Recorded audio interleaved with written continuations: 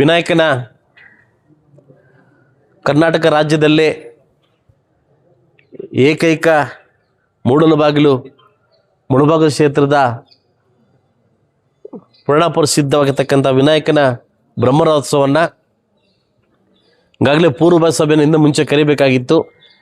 ಕೆಲವು ಕಾರಣಾಂತರಗಳಿಂದ ಇವತ್ತು ಕರೆದು ಎಲ್ಲ ಊರಿನ ಗ್ರಾಮಸ್ಥರು ಮತ್ತು ಹಿರಿಯರು, ಎಲ್ಲ ನನ್ನ ನಾಯಕರು ಮತ್ತು ಎಲ್ಲ ತಾಲೂಕು ಆಡಳಿತ ವರ್ಗ, ಎಲ್ಲ ತಾಲೂಕು ಕುಟುಂಬ ಬಂದು ಪ್ರತಿ ವರ್ಷ ಕೂಡ ವಿನಾಯಕನ ಬ್ರಹ್ಮರಥೋತ್ಸವವನ್ನು ವಿಜೃಂಭಣೆಯಿಂದ ಮಾಡಿಕೊಡ್ತಾ ಇದ್ವಿ.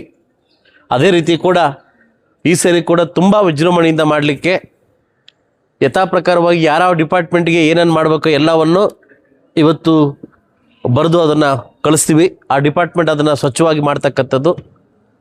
ಕಳೆದ ಬಾರಿ ಏನು ಬಸ್ಸಸ್ಸು ಸ್ವಲ್ಪ ಹೆಚ್ಚು ಕಡಿಮೆ ಆಗಿದೆ. ಇದೇ ತಿಂಗಳು 3ನೇ ತಾರೀಕಿಂದ 4 ಬಸ್ಸು ಹೊಸ ಡಿಪೋಗೆ ಬಂದಿದೆ. ಅದು ಒಂದು ನಿಮಗೆ ಕೊಟ್ಬಿಡ್ತೀನಿ.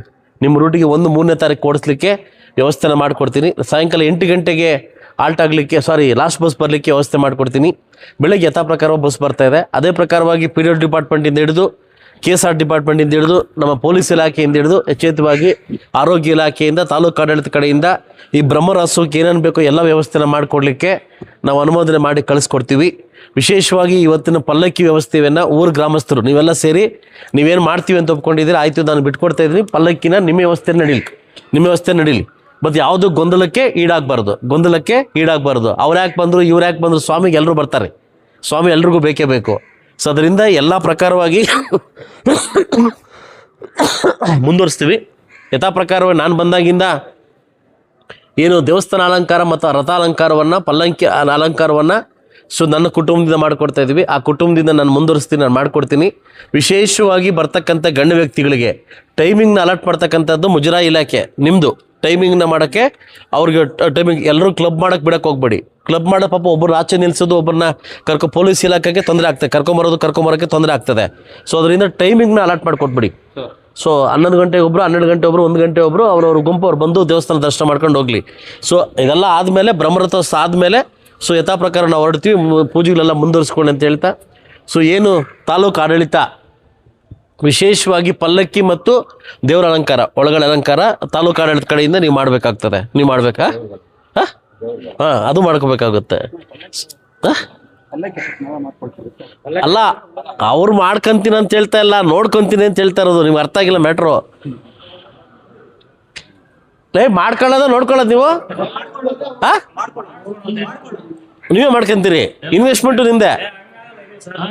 ಅದಕ್ಕಿಂತ ಮುಂಚೆ ಕೆಳಗಡೆ ನೋಡು ಅಂತ ಹೇಳ್ತಾ ಇರೋದು ನಾನು. ಅದು ಎಗರ ಮೇಲೆ ನೋಡೋದಲ್ಲ, ಆಯ್ತಲ್ವಾ? ನಾನು ಅದನ್ನೇ ಕ್ಲಾರಿಕೇಟ್ ನೋಡ್ಕೊಳ್ಳೋದು. ಹಾಗೆ ಜಾತ್ರೆ ಫುಲ್ ನೋಡ್ಕೊಳ್ಳಿ.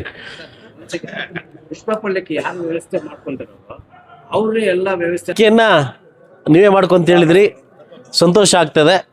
ಅದರಿಂದ ಯಥಾ ಪ್ರಕಾರವಾಗಿ ದೇವಸ್ಥಾನದ ಎಲ್ಲ ಆಗು ಹೋಗುಗಳನ್ನು ಈ ಸರಿ ತುಂಬ ಅಚ್ಚುಕಟ್ಟಾಗಿ ಮಾಡಿಕೊಡ್ಬೇಕಂತ ಎಲ್ಲ ಡಿಪಾರ್ಟ್ಮೆಂಟ್ಗೂ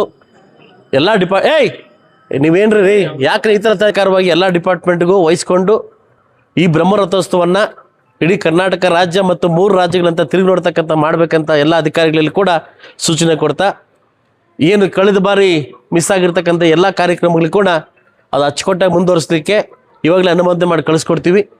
ಯಥಾ ಪ್ರಕಾರವಾಗಿ ತುಂಬ ಚೆನ್ನಾಗಾಗ್ತದೆ, ಮುಂದೆ ಕೂಡ ಚೆನ್ನಾಗಾಗುತ್ತೆ ಅಂತ ನಾನು ಬಯಸ್ತೀನಿ. ಎಲ್ರಿಗೂ ಒಳ್ಳೆಯದಾಗಲಿ.